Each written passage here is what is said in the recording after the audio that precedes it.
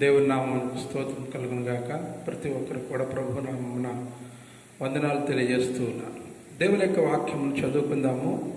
పరిశుద్ధ లేఖన గ్రంథంలో నుండి ఎఫెసీయులకు రాసిన పత్రిక 5వ అధ్యాయము 17వ వచనమును మనం చదువుకుందాం.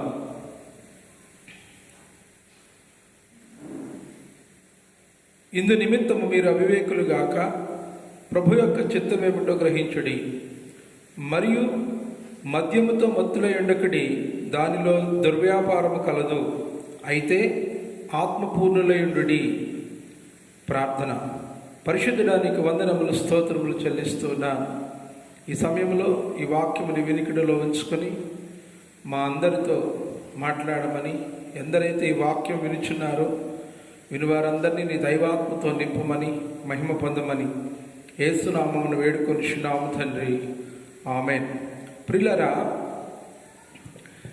ఎఫెసీయులకు రాస్తూ అపోస్తలుడైన పౌలు గారు ఆనాడు సంఘాలలో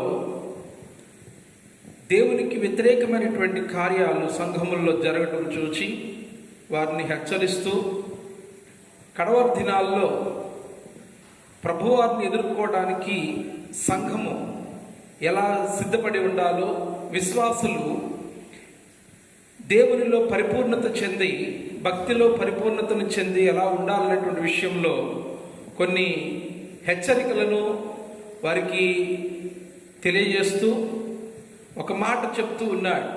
మద్యముతో మత్తులై ఉండకుడి, దానిలో దుర్వ్యాపారము కలదని.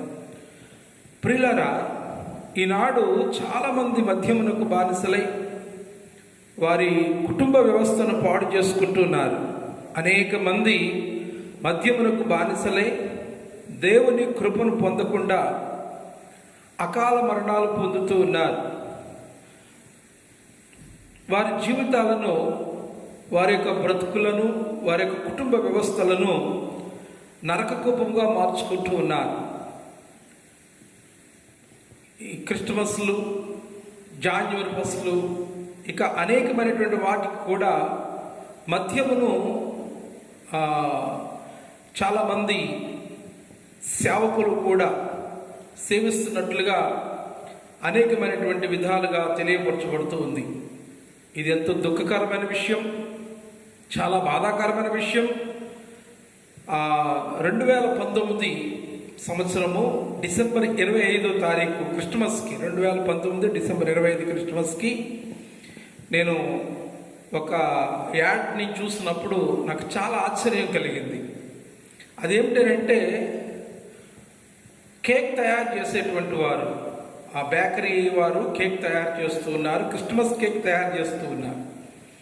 ఆ కేక్ని ఎలా తయారు చేస్తున్నట్టు అనేకమైన పదార్థాలు ఒక బాణలో వేసి, ఒక పాత్రలో రమ్ము, జిన్ను, బ్రాందీ, విస్కీ, బీరు ఇవన్నీ కూడా దాంట్లో కలిపి ఇంచుమించు 30 రోజులు నిల్వ ఉంచి ఆ తర్వాత ఆ పదార్థములతో కేక్ తయారు చేస్తారని చూసినప్పుడు చాలా బాధాకరం అనిపించింది. క్రిస్మస్ కేక్ ఇట్లా తయారు చేస్తారా అనేటువంటిది. ప్రియులారా, ఒకసారి ఆలోచన చేస్తే, ఇప్పుడు నేటి దినాల్లో, ఇప్పుడు ప్రభువారు 2వ రాకడలో రాబోతూ ఉన్నాడు. మరి అలాంటి నేటి దినాల్లో సంఘం ఎలాంటి సిద్ధపాటు కలిగి ఉండాలి అని అంటే, నేటి దినాల్లో కూడా రక్షణ పొందినటువంటి వారు కూడా, బాప్తిజం పొందినటువంటి వారు కూడా మద్యమునకు బానిసలైనటువంటి వారు ఉన్నారు. ఇది చాలా జిగుప్సాకరమైనటువంటి విషయం, బాధాకరమైన విషయం, దుఃఖకరమైన విషయం. అందుకోసమే ప్రభు సన్నిధిలో ప్రార్థనాపూర్వకంగా ఈ సందేశాన్ని మీ ముందుకు తెస్తూ ఉన్నాను. దయచేసి అందరూ కూడా మనసు పెట్టి ఈ మాటలు వినాలని ప్రభు పేట నేను మనవి చేస్తూ ఉన్నాను. ప్రియులారా, మద్యమును సేవించే వారిలో 6 దశలు కనబడతాయండి. 6 దశలు ఉంటాయి. మద్యమును సేవించే వారిలో 6 దశలు ఉంటాయి. దేవుని యొక్క వాక్యము మద్యమును గూర్చి ఏం చెప్తుందో, ఆ 6 దశలను గూర్చి దేవుని యొక్క వాక్యం ఏం మాట్లాడుతుందో ఈ సమయంలో అవన్నీ మీ ముందుకు నేను కొన్ని నిమిషాల్లోనే మీ ముందుకు తేవాలని ఆశపడుతూ ఉన్నాను. సో 6 దశలు. మొదటి దశ మద్యము తాగుతున్నటువంటి వారికి, మద్యమును సేవిస్తున్నటువంటి వారికి అది ఉల్లాసాన్ని, సంతోషాన్ని, ఆనందాన్ని కలుగజేస్తుంది. రెండవ దశ వెక్కిరింతల పాలు చేస్తుంది. మూడవ దశ అందులో దుర్వ్యాపారం ఉంది. నాలుగవ దశ మద్యము నిన్ను దిగంబరునిగా చేస్తుంది. ఐదవ దశ మద్యము నిన్ను శ్రమల పాలు చేస్తుంది. ఆరవ దశ నిన్ను చంపి నరకానికి పంపుతుంది. ప్రియులారా, మరి ఇలాంటి మద్యము అవసరమంటారా? ఒకసారి మనం లేఖనాల్ని పరిశీలన చేద్దాం. మొదటి దశ ఉల్లాసాన్ని, ఆనందాన్ని కలుగజేస్తుంది. ఇది బైబిల్లో ఎక్కడుందో తీసి చూసుకుంది. పరిశుద్ధ లేఖన గ్రంథము, సామెతల గ్రంథము 23వ అధ్యాయము 31వ వచనాన్ని మీరు చూడండి. అలాగే ప్రసంగి గ్రంథము 10వ అధ్యాయము 19వ వచనాన్ని చూద్దాం. అది నేను చదువుతున్నాను. ప్రసంగి గ్రంథం 10వ అధ్యాయం 19వ వచనం. నవ్వులాట పుట్టించుటకై వారు విందు చేయుదురు, ద్రాక్షారసము వారి ప్రాణమునకు సంతోషకరము. మద్యం ఏం చేస్తుందంటండి? నవ్వులాట పుట్టిస్తుందట. అంతేకాదట, ద్రాక్షారసము వారి ప్రాణమునకు సంతోషకరం, ఎంతో సంతోషాన్ని, ఆనందాన్ని కలుగజేస్తుందట. మొదటి దశ ఇంతే. మొదట్లో చాలామంది తక్కువ తీసుకుంటారు, చాలా సరదాగా ఉల్లాసంగా గడుపుతారు, బాగుంది కదా అనుకుంటారు. కానీ అది కాస్త ఎక్కువయ్యేసరికి, రెండవ దశలోకి వెళ్ళేసరికి అది కాస్త ఎక్కువైతే ఏమవుతుందని అంటే గనక, దేవుని బిడ్డలారా, రెండవ దశ. సో సామెతల గ్రంథము 23వ అధ్యాయము 33వ వచనాన్ని మనం చూసినప్పుడు అది వెక్కిరింతల పాలు చేస్తుంది. మద్యము, ద్రాక్షారసము వెక్కిరింతల పాలు చేస్తుంది. సామెతల గ్రంథం 20వ అధ్యాయం 1వ వచనంలో ఈ మాట కనపడుతుంది. సో సామెతల గ్రంథం 23వ అధ్యాయం 33వ వచనంలో మనం చూసినప్పుడు మద్యము అల్లరిని పుట్టించును, విపరీతమైనవి నీ కనులకు కనబడును, నీవు వెర్రి మాటలు పలుకుదువు. మద్యము అల్లరి పుట్టిస్తుంది, విపరీతమైనవి నీ కనులకు కనబడతాయి, నీవు వెర్రి మాటలు మాట్లాడుతావు, అది నిన్ను వెక్కిరింతల పాలు చేస్తుంది. అప్పుడు అందరూ కూడా నిన్ను చూసి నవ్వుతూ ఉంటారు, నిన్ను అపహాస్యం చేస్తారు. ఇంట్లో వాళ్ళకి, వీధిలో వాళ్ళకి, భార్య పిల్లలకు, అందరికీ నువ్వు లోకువైపోతావు. నువ్వు ఇలాంటి మద్యం అవసరం అంటారండి? ఇది ఎంతమందిని వెక్కిరింతల పాలు చేస్తుంది? దీన్ని స్వీకరించే వాళ్ళందరినీ కూడా వెక్కిరింతల పాలు చేస్తుంది. వారితో కాకుండా ఆ కుటుంబీకులను, ఆ వంశీయులను కూడా వెక్కిరింతల పాలు చేస్తుంది. ఆలోచన చేయమని ప్రభు వాటిని నేను మనం చేస్తూ ఉన్నాను. సూర్యకాలు ఒకడు ఏడిస్తే సూర్యులో చుట్ట కాలిందని ఇంకొకటి ఏడ్చాడంటండి. సూర్యు కాలిపోయిందని ఒకడు ఏడుస్తుంటే సూర్యులో చుట్ట కాలిపోయిందని ఇంకొకడు ఏడ్చాడట. అలాగా ఈ కరోనా వైరస్ యావత్ ప్రపంచానంతా చుట్టుముట్టు వేసుకుంటూ 200 దేశాలకు పాకి మరణ మృదంగం మోగించుకుంటూ అనేక మందిని ప్రాణాలను బలి తీసుకుంటూ వస్తూ ఉంటే కొందరంటారు మద్యం షాపులు మూసేశారు కాబట్టి మాకు మద్యం ఇవ్వకపోతే మేము చచ్చిపోతాం అని కొంతమంది అంటే, మద్యం ఆడవడానంటే మద్యం ఇవ్వకపోతేనంటే నాకు ఇంకా సీఎం అని చంపేస్తాడంటండి వాడు. ఎంత దుర్మార్గం అండి, ఎంత దౌర్భాగ్యం. మద్యము నిన్ను ఏం చేస్తుంది? నిన్ను ఎక్కడికి తీసుకెళ్ళిపోతుంది అది. కనుక రెండవ దశ మద్యము నిన్ను వికరింతల పాలు చేస్తుంది. మూడవ దశలోకి వచ్చినప్పుడు ఎక్కువ అవుతుంది, ఇంకా ఎక్కువ అవుతున్నప్పుడు మూడవ దశలోకి వస్తే అందులో దుర్వ్యాపారం కలదు. ఎఫెసీయులకు రాసిన పత్రిక 5వ అధ్యాయం 18వ వచనంలో మాటల్ని కనబడతాయి. ఇంకా పేతురు రాసిన మొదటి పత్రిక 4వ అధ్యాయము 3వ వచనం 4వ వచనం కూడా చదివితే అక్కడ మీకు ఆ విషయాలు కనబడతాయి. అందులో దుర్వ్యాపారము కలదు. అంటే దేవుని బిడ్డలారా, మద్యానికి బానిసలైపోయినటువంటి వారిని వారు దేవుని బిడ్డలారా ఇక ఏం చేస్తున్నారో తెలియనటువంటి పరిస్థితుల్లో అక్కడికి తల్లి మెడలో మంగళసూత్రాన్ని, భార్య మెడలో మంగళసూత్రాన్ని సైతము తెంపుకుని వెళ్ళిపోవడానికి సిద్ధపడతారు. ఇక చెప్పాలంటే ఇంకా జుగుప్సాకరము భార్యలను ఆ మద్యం కొరకు ఇతరులకు తార్చడానికి కూడా వెనకాడినటువంటి మనుషులు కూడా ఉన్నారు. ఇంకా చెప్పాలంటే ఆ మద్యమునకు బానిసలైపోయి ఆ కన్న బిడ్డలను కూడా దేవుని బిడ్డలారా అమ్మేసేటువంటి వారు, ఈ మద్యానికి అమ్మేసేటువంటి వారు ఆ కన్న తండ్రులు కూడా ఉన్నారంటే ఎంత దౌర్భాగ్యము, ఎంత విచారకరం, ఎంత దుఃఖకరమో ఒకసారి ఆలోచన చేయండి. ఎంతమంది ఉన్నారు అలాంటి వాళ్ళు? హైదరాబాద్లో చూస్తే పాత బస్తీ కాడ దేవుని బిడ్డరా యొక్క చార్మినార్ దగ్గర చూసినట్లయితే కనుక దుబాయ్ షేట్లకి 7 సంవత్సరాలు, 8 సంవత్సరాలు, 9 సంవత్సరాలు, 10 సంవత్సరాల పిల్లల్ని అమ్మేస్తూ ఉంటే, కేవలం మద్యానికి బానిస అయిపోయి అనేక మంది కన్నబిడ్డలు అమ్మేసుకుంటా ఉంటే వాళ్ళు అక్కడికి తీసుకుని వెళ్ళిపోయి ఎంత దౌర్భాగ్యంగా ఆ పిల్లల్ని ఆ దేవుని బిడ్డలు తగలబెడుతూ ఉన్నారంటే, 8 సంవత్సరాల పిల్లలకే స్తనములు పెరగడం కోసం అని చెప్పి, వారు మెచ్యూర్ అవ్వాలని చెప్పి వారికి భయంకరమైనటువంటి ఇంజెక్షన్స్ చేసి భయంకరంగా వారికి మెడిసిన్ వాడి చిన్న వయసులోనే వారు పెద్దవారుగా మారిపోయేటట్లుగా చేసి వారిని అతి నీచంగా ఆ బిడ్డలను వాడుతూ వారిని తగలబెడుతూ ఉంటే ఇందుకు కారణము నీకు కలిగినటువంటి ఈ యొక్క అలవాటు కాదా? నువ్వు విచక్షణ కోల్పోతులేదా? మద్యం తీసుకునేటువంటి వారు విచక్షణ కోల్పోతున్నారండి. మద్యమును సేవించేటువంటి వారు ఆ మధ్యన నాకే బాధాకరం అనిపించింది. 9 నెలల పిల్లని ఒకడు పీకిల దాకా తాగి 9 నెలల పిల్లల్ని పాడు చేసి చంపేశాడండి. ఎంత దౌర్భాగ్యం అండి, ఎంత దౌర్భాగ్యం, ఎంత విచారకరం, ఎంత దుఃఖకరం. తాగుతున్న నీకేమనిపించట్లేదేమో, తాగి తందనాలు ఆడుతున్న నీకేమనిపించట్లేదేమో, కానీ మిగతా వారికి చూస్తూ ఉంటే అది ఎంత బాధాకరమో అనిపిస్తూ ఉంది.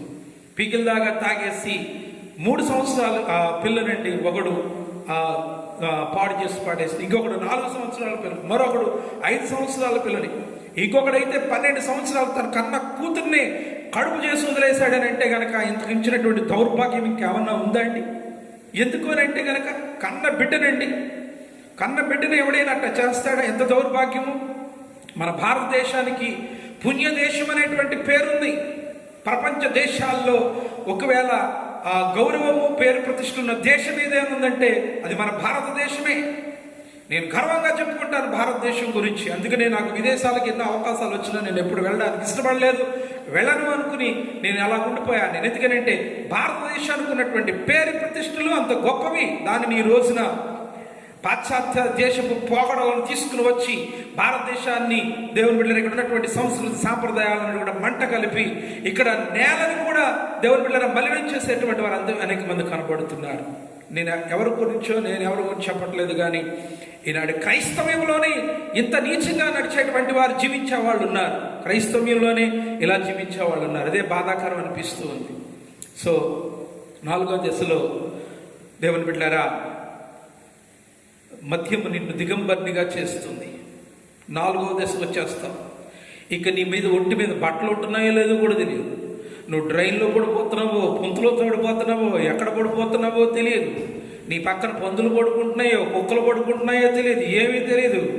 అది ఎండో తెలియదు, లేకపోతే అది వెన్నెలో తెలియదు, రాత్రో తెలియదు, పగలో తెలియదు. ఒంటి మీద బట్టలు లేకపోయినా సరే ఇష్టానుసారంగా జీవించేటువంటి పరిస్థితి కనబడుతుంది. అది ఎంత దౌర్భాగ్యమో ఒకసారి ఆలోచించండి.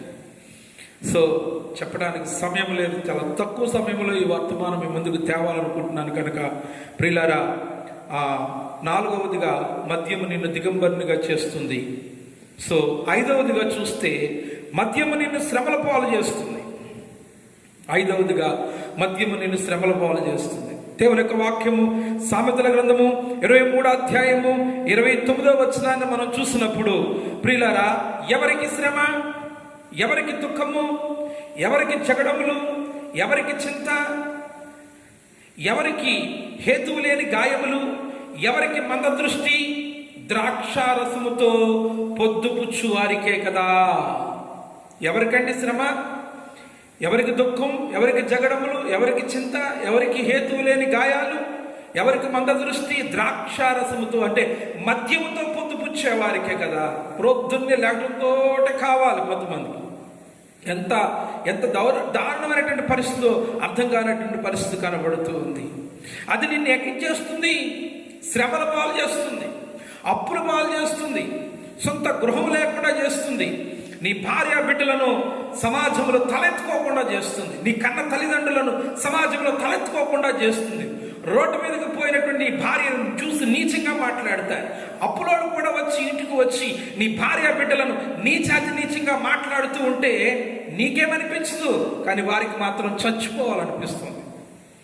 ఈ బ్రతుకు బతికేదానికంటే చావడం మేలనిపిస్తుంది. ఎంతోమంది నాకు ఫోన్ చేసి ఎంతోమంది, అయ్యా మా తండ్రి పరిస్థితి ఇలాగుంది, ఇదిగో నా భర్త పరిస్థితి ఇలాగుంది, చచ్చిపోవాలనిపిస్తుంది అయ్యా అని చెప్పేసి ఆ ఆడపడుచులు, ఆ అక్కలు, ఆ చెల్లెళ్ళు ఏడుస్తూ ఉంటే, ఆ చిన్న బిడ్డలండి. మన మధ్యలో ఒక అమ్మాయి ఫోన్ చేసి అంటుంది, పాస్టర్ గారండి, తాగేవాళ్ళు ఉంటారు కానీ తాగి ఇంత భయంకరంగా పచ్చి బూతులు కన్న బిడ్డలను తిట్టే తండ్రిని ఎక్కడ చూడలేదండి, చచ్చిపోవాలనిపిస్తుందండి పాస్టర్ గారు, ఆత్మహత్య చేసుకు చచ్చిపోవాలనిపిస్తుందని అంటే ఆ బిడ్డలతో ఏం మాట్లాడాలో అర్థం కాలేదు. వయసు వచ్చినటువంటి పిల్లల్ని నీ ఇష్టానుసారంగా నువ్వు తాగి, నీ ఇష్టానుసారంగా నువ్వు తందనాలాడి, నీ ఇష్టానుసారంగా ఎక్కడ పడితే అక్కడ అప్పులు చేసి నువ్వు కష్టపడి సంపాదించి తెచ్చింది ఇంటికి తేకుండా ఎక్కడ పడితే అక్కడ తగలబెట్టేస్తే వారి బ్రతుకేమవుతుంది? వారి జీవితం ఎందుకు? మరి ఎందుకు కన్నావు? ఎందుకు వివాహం ఆడావు? నిన్ను నీ కన్న తల్లిదండ్రులు ఎలా కన్నారు, ఆ యొక్క నీ భార్యను కూడా వాళ్ళ కన్నతండ్రులు అలా కనలేదా? ఒక అయ్య చేతిలో పెడితే ఆ అయ్య చేతిలో పెట్టి నా బిడ్డను బంగారంలో చూసుకుంటారు, బాగా చూసుకుంటారు నేను కదా. కనీసము రోజు అంత ఆకలితో మార్చుకున్నంత ముద్దడితే చాలనుకునేటువంటి తల్లిదండ్రులు ఎంతో మంది ఉన్నారు. ఎంతమంది ఉసురు పోసుకుంటున్నారండి? నీ భార్య తల్లిదండ్రులు వారు ఉసురు పోసుకుంటున్నావు, నిన్ను కన్న తల్లిదండ్రులు ఉసురు పోసుకుంటున్నావు, నీ కన్న బిడ్డల ఉసురు పోసుకుంటున్నావు, ఇంతమంది ఉసురు పోసుకుంటూ ఉన్నావు. నీ వలన సమాజానికి మేలేం కాదు, నీ వలన ఈ సమాజానికి కీడే తప్ప, శ్రమే తప్ప. అందుకే దేవుని వాక్యం సెలవిస్తున్నాడు మాట, దేవుని బిడ్డలారా, మద్యము నిన్ను శ్రమల పాలు చేస్తుంది, నీ ఇంటి వారికి సమాధానం లేకుండా చేస్తుంది, అవమానము దుఃఖము తప్ప మరొకటి నీకు ఉండదు. ఇలాంటి మద్యము నీకు అవసరమా? ఓ సహోదరుడా, సహోదరి, ఆలోచన చేయి. ఆడవాళ్ళు కూడా ఉన్నారు ఇష్టానుసారంగా తాగేసేటువంటి వారు. ఇక 6వ దశకు వస్తామండి. ఇక్కడికి కూడా ఆగరుగా. ఈ 5వ దశకు వచ్చినా ఇన్ని శ్రమల పాలవుతున్నా ఆగరు కదండి. ఇంకా ఎక్కువైపోతే 6వ దశకు వచ్చేటప్పటికి ఏం జరుగుతుందని అంటే, దేవుని బిడ్డలారా, ఇక నీ లివర్లు పాడైపోతాయి, నీ గుండె పాడైపోతుంది, నీ ఊపిరితిత్తులు పాడైపోతాయి. హాస్పిటల్కి వెళ్తే 1 నెల 2 నెలల కంటే ఎక్కువ బతకొచ్చి చచ్చిపోతావు అంట. యవ్వన కాలంలోనే మరణం అయిపోతున్నటువంటి పరిస్థితి. ఎంతమంది యవ్వన కాలంలోనే మరణమైపోతూ ఉన్నారు. అలా చనిపోతే దేవుని వాక్యం ఏం చెప్తుందో తెలుసా?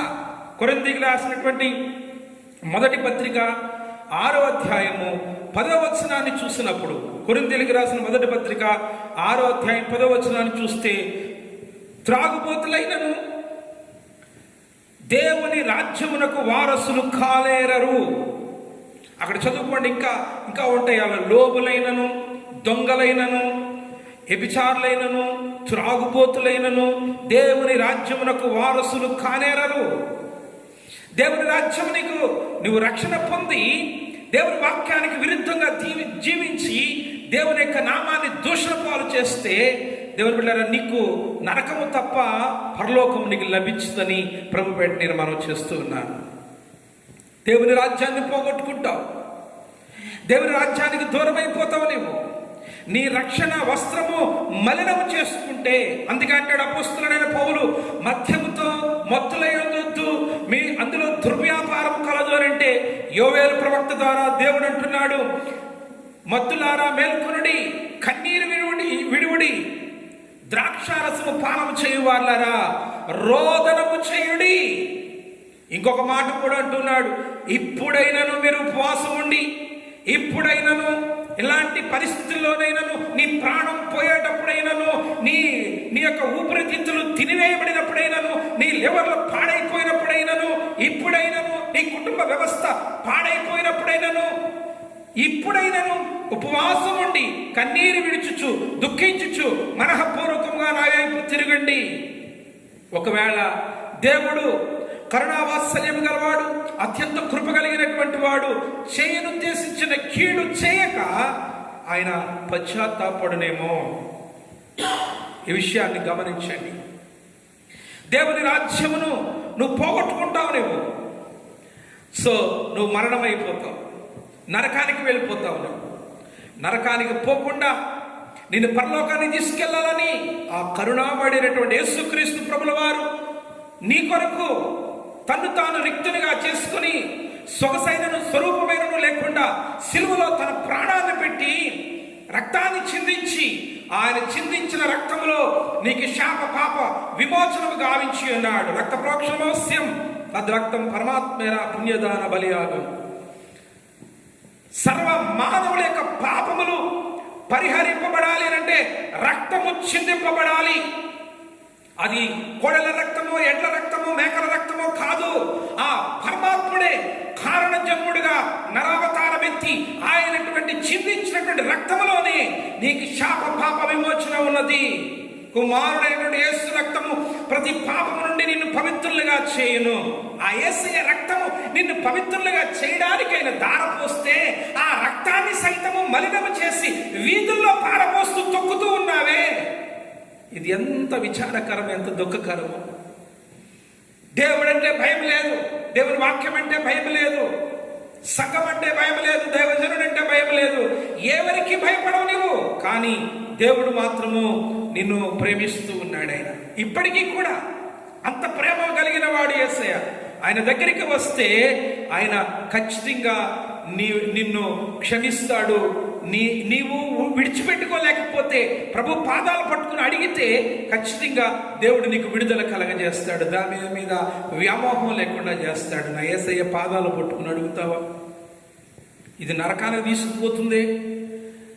మొదట్లోనికి అది ఉల్లాసాన్ని, ఆనందాన్ని కలగజేసిన, సంతోషాన్ని ఇచ్చిన తర్వాత విక్రయింపుల పాలు చేస్తుంది. దుర్వ్యాపారములకు గురైపోయి సమస్తాన్ని అమ్మవేసుకుంటావు.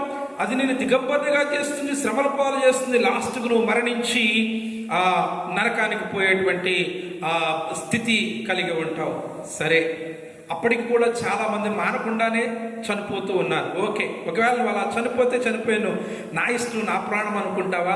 చనిపోయిన తర్వాత పరిస్థితి చెప్తాను విను. నువ్వు చనిపోయిన తర్వాత ఏం జరుగుతుందో చూడండి. నువ్వు చనిపోయిన తర్వాత నీ మరణము నీ తల్లిదండ్రులను కృంగదీస్తుంది. వారి నీ మీద ఎన్నో ఆశలు పెట్టుకున్నారు. వాడు ఆ గర్భం ధరించినప్పుడు నీ తల్లి నీ మీద ఎన్నో ఆశలు పెట్టుకుంది. నా కొడుకు గొప్పవాడవుతాడు, నా వంశాన్ని ఉద్ధరిస్తాడు, నా యొక్క ఆ కుటుంబాన్ని పోషిస్తాడు, అవసాన దశలో మమ్మల్ని పోషిస్తాడని నీ మీద ఎన్నో ఆశలు పెట్టుకొని కడుపులో 9 నెలలు మోసి కన్న నీ తల్లి నీ గురించి బెంగ పెట్టుకుని, నీ తండ్రి నీ గురించి బెంగ పెట్టుకుని మంచం పాలవుతారు. నువ్వు చచ్చిపోతుందో అక్కడ వదిలిపోదు. వారు కూడా మంచాల పాలై, వారు కూడా అవమానాల పాలై, లాస్ట్కి వారు కూడా క్షీణించిపోయి, కృంగిపోయి, కృషించిపోయి వారు ప్రాణాలు వదిలేవలసిన పరిస్థితి వస్తుంది. రెండవదిగా చూస్తే, నిన్ను కట్టుకున్న ఎన్నో ఆశలతో ఒక అయ్య చేతిలో పెడితే బాగుండని వాళ్ళు ఆ తల్లిదండ్రులు నీ చేతిలో పెట్టారే ఆ యొక్క ఇల్లాల్ని, ఆ ఇల్లాలు విధవరాలు అవుతుంది. సో నువ్వు చనిపోయిన తర్వాత ఆమె నలుగురిలో నవ్వుల పాలవుతుంది. రోడ్డమ్మట వెళ్ళి అడుగు తినేవాడు కూడా లోకమైపోతుంది నీ భార్య. అందుకు కారణం నువ్వు కాదా? నీకున్న ఈ అలవాటు కాదా? నువ్వు మంచోడువే, నీ జన్మ మంచిదే. కారణం ఏంటంటే నీకు జన్మనిచ్చినటువంటి దేవుడు ఆ పరమాత్మలో నుంచి వచ్చినటువంటి జీవాత్మవే నీవు. కానీ నీ శరీరము చెడ్డది, నీ శరీర కోరికలు చెడ్డవి, నీ శరీరము లోపల ఉన్నటువంటి హృదయం లోపల ఉన్నటువంటివి చెడ్డవి. వాటిని తీసివేసుకుంటే నువ్వు మహాత్ముడు అయిపోతావు.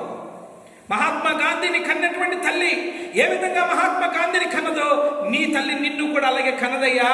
త్రాగుబోతులారా, నీ తల్లి అలాగే కన్నది. కాకపోతే నువ్వు తాగుబోతువై ఎందుకు పనికిమాలినవాడిగా ఉండిపోయావు? ఆ తల్లి యొక్క ఆ యొక్క కృప, ఆ దేవుని యొక్క కృప పొందుకుని వారు మహాత్ములయ్యారు. మహాత్ములు జన్మించినటువంటి గడ్డ మీద పుట్టి ఇలాంటి నీచమైనటువంటి జీవితం జీవించడానికి సిగ్గనిపించదా అండి? అవమానం అనిపించదా అండి? నీ భార్య అందరికీ లోకువైపోతుంది నాయనా, అందరికీ లోకువైపోతుంది. రోడ్డు మీదకి వెళితే ప్రతి ఒక్కడు కూడా వెకిలిగా చూస్తాడు, వస్తావా అని అడుగుతాడు, సిగ్గుతో చచ్చిపోతుంది. రోజు చావే. నీకు భార్య చనిపోతే వెంటనే ఇంకొక స్త్రీని తీసుకొచ్చి నీకు ఇచ్చి వివాహం చేస్తారు. కానీ అదే కనుక భర్త చనిపోతే ఏ స్త్రీ కూడా వివాహము చేయరండి. ఒకవేళ చేసినా ఆమె చేసుకోదు. అదే మన దేశం యొక్క గొప్పతనం, మన దేశం యొక్క మట్టి యొక్క గొప్పతనం. అదే ఇంకొకరిని చేసుకోమంటే చూసుకోదు. మరణం వరకు కూడా నీ జ్ఞాపకాల్లోనే ఉండి నీ భార్య మరణిస్తుందేమో తప్ప ఆ బిడ్డలను అలాగే చూసుకుంటుంది. తన కన బిడ్డల్లో నీ పోలికను, నీ రూపాన్ని చూసుకుని బతికేస్తుంది. కానీ నువ్వైతే అలా కాదే. నిజంగా నీ భార్య చెప్పితే వెంటనే వారందరికి కూడా నీకు పెళ్లి చేసుకుని ఎంజాయ్ చేస్తావు. ఇది నీ జీవితం. కానీ ఈ భారతదేశంలో పుట్టినటువంటి స్త్రీ జీవితం అలాంటిది కాదు. అలాంటి నీ భార్య నవ్వుల పాలైపోతుంది. నీ పిల్లలు అనాథలుగా అందరి ఎదుట చేయాల్చుకునేటువంటి పరిస్థితి వస్తుంది. నీ పిల్లలు దేవుని బిడ్డల సమాజంలో ఈ సమాజము వారిని, ఈ వ్యవస్థ వారిని విచ్చలవిడిగా వాడేసుకుంటుంది. నీ బిడ్డలకి భవిష్యత్తు ఉండదు. సో దేవుని బిడ్డరా, నీ వంశ గౌరవము లేకుండా పోతుంది.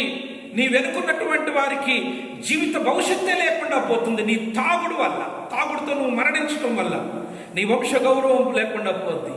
ఒరే తాగుబోతుడురా, కూతురురా, వాళ్ళకి సంబంధాలు రానివ్వకండి. ఒక్క సంబంధం కూడా రానివ్వకుండా చేస్తారు. నీ బిడ్డలకి మంచి గౌరవం ఉండదు, మంచి భవిష్యత్తు ఉండదు, మంచి బ్రతుకుండదు. ఇక నీ భార్య, పిల్లలు, నీ కుటుంబాన్ని వికరింతల పాలు చేస్తుంది లోకం. ఎవరికి కూడా ఎన్నిక ఉండదు. ఎందుకు పుట్టామో తెలియదు, వాళ్ళకి ఎందుకు బ్రతుకుతున్నామో తెలియదు. ఏంటి అవమానం? ఎంతో మంది ఆ బిడ్డలు అడుగుతున్నారు, ఏంటి మా బతుకులు, ఏంటి అవమానం, ఏంటి, ఎందుకు మాకు ఈ జీవితాలని? ఇందుకు కారణము నీవు కాదా? నీకులో ఉన్నటువంటి వ్యసనము కాదా? ఆ వ్యసనాన్ని నువ్వు విడిచిపెట్టుకుంటే నువ్వు గొప్పవాడు అవుతావు. నువ్వు గొప్పవాడివే. నీ కుటుంబానికి నువ్వు గౌరవంగా నిలబడతావు. ఈ సమాజంలో నువ్వు గొప్పవాడిగా ఉంటావు. ఎన్నో గౌరవాలు ఉంటాయి. ఇలాంటి తాగుడు నీకు అవసరమా సహోదరుడు, సహోదరి? నేను ముగిస్తూ చెప్తూ ఉన్నాను. ఎంతోమంది ఆడపడుచులు ఏడుస్తూ ఉన్నారు, ఎంతోమంది రోధిస్తూ ఉన్నారు. నీ భార్య ఆ రోదన, నీ బిడ్డల రోదన, నీ తల్లిదండ్రుల రోదన, నీ తల్లిదండ్రుల రోదన, నీ యొక్క అత్తమామల రోదన, నీ అన్నదమ్ముల రోదన, వారి యొక్క ఉసురు నీకు తగలదా? వారు ఆ దుఃఖము నీకు తెలియడం లేదా? ఒకసారి ఆలోచన చేయండి. మద్యముతో మత్తులో ఎండకండి, దాంట్లో దుర్వ్యాపారం కలదు. దాని ద్వారా వచ్చే నష్టం అంతా ఇంత కాదు. నీ కుటుంబ వ్యవస్థ ఆశీర్వాదకరంగా ఉండాలి, నీ కుటుంబంతో కలిసి నువ్వు పరలోకంలో ఉండాలి అని అంటే ఈ యొక్క మద్యము నుండి, ఈ మత్తు నుండి నువ్వు విడుదల పొంది ఒకసారి ఈ మాటలు నీ దృష్టిలో ఉంచుకొని ఒకసారి నీ భార్య ముఖంలో ముఖం పెట్టి చూడు. ఒకసారి నీ బిడ్డల ముఖంలో ముఖం పెట్టి చూడు. వారి హృదయంలో ఏముందో ఒకసారి చూడు. జీవితంలో నీవు మరలా తాగనుకున్న తాగవు, నువ్వు దాని జోలికే వెళ్ళవు. దయచేసి మీకు నమస్కరించి చెబుతూ ఉన్నాను, మీ పాదాలకు నమస్కరించి చెబుతూ ఉన్నాను. త్రాగేటువంటి వాళ్ళరా, దాని నుండి విడుదల పొందండి. నా యేసు నామాన్ని, నా యేసయ్య గౌరవాన్ని, ఆయన రక్తాన్ని మీరు చిందరవందర చేయొద్దు. ప్రార్థన. పరిశుద్ధుడానికి వందనాలు చెల్లిస్తున్నాను.